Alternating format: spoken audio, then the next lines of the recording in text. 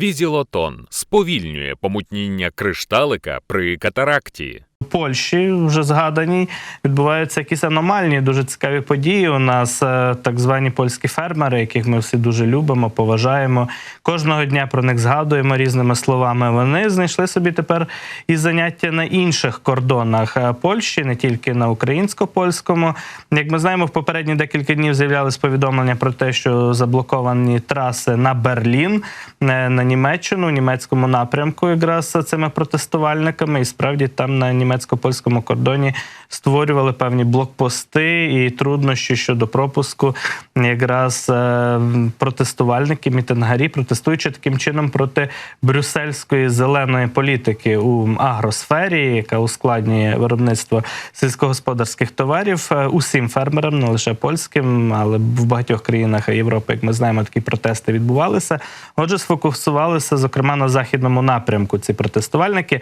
Але сьогодні зранку відбулося неймовірне. Нарешті польські фермери звернули увагу на те, що з Росії теж йде зерно і агропродукція різноманітна, і це якраз і обвалює ціни, як вони заявляють, на їхньому внутрішньопольському і загалом європейському ринку. Про те, що російське зерно – загроза, неодноразово говорили з боку українського уряду наші посадовці, заступник міністра економіки Тарас Качка і міністр закордонних справ Кулеба і так далі.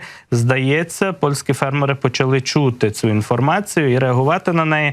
Отже, як повідомляють самі росіяни, от РІА Новості сьогодні зранку пише, пункт пропуску між Калінінградською областю і польською територією, польською державою сьогодні заблоковано мітингувальниками, протестувальниками, польськими фермерами. О 9 ранку там з'явився блокпост імпровізований на пункті пропуску Мамоново-2 Гжеготки. І, відповідно, Польща не приймає тепер фури, машини, які намагалися проїхати з боку Калінінградської області. Так заявляє прес-секретар губернатора Калінінградської області, тобто російська місцева московська влада. От звідти із тієї найзахіднішої російської території, яка насправді анексована так само за результатами Другої світової війни, росіяни її просто забрали у місцевих людей, так, німецького походження. Просто сказали, що Кьонігсберг тепер буде Калінінградом, хоча очевидно, що результати тих територіальних надбань російських треба буде переглянути в майбутньому. Але по факту маємо там зараз російсько-польський кордон у цьому районі Балтики, Балтійського регіону, і от його блокують польські фермери сьогодні від самого ранку. Це щось новеньке, побачимо, наскільки ця акція взагалі буде тривалою і успішною, але ми дійсно зичимо польським протестувальникам, фермерам, перевізникам якнайбільше своїх зусиль спрямовувати якраз у тому напрямку, в бік Калінінградської області, кордону з Білоруссю, зрештою. От там їм є чим зайнятися, нехай блокують фури і різноманітний трафік транспортний саме от на тих ділянках польського кордону. І нарешті трошки звільнять пункти пропуску між Україною і Польщею, адже дійсно затягнувся цей фарс і абсурд на багато місяців. Ну, тим часом блокпости з'являються також і на території Білгородської області. Там вже якраз представники злочинного московського режиму путінської влади вирішили встановити блокпости на території 7 населених пунктів на прикордонні. От про це повідомив так званий губернатор місцевий Гладков. Пише, що так званий оперативний штаб Білгородської області вирішив із 20 березня встановити блокпости і обмежити в'їзд до 7 населених пунктів. Змусили до цього московську владу саме бойові дії на прикордонних районах, територіях Білгородської і Курської областях. Ми бачимо, зокрема, село Козинка біля Грайворона, там теж мають бути з'явитися блокпости.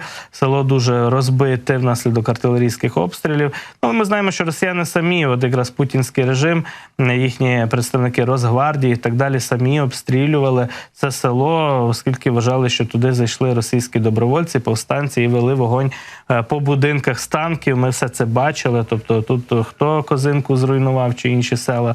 Власне, сама ж російська влада, зрештою, своєю агресією, війною і прямим вогнем по цьому селі. Отже, блокпости з'являться, як повідомляє Гладков, на в'їзді до міста Грайворона, також до сіл Козинка, Гора Поділ, Глотове, Новобудівка 1 і 2 і Безіменне. Наразі це лише початок, можливо, доведеться збільшити режим особливого пропуску і в інших населених пунктах, і в Шебекінському районі, і так далі.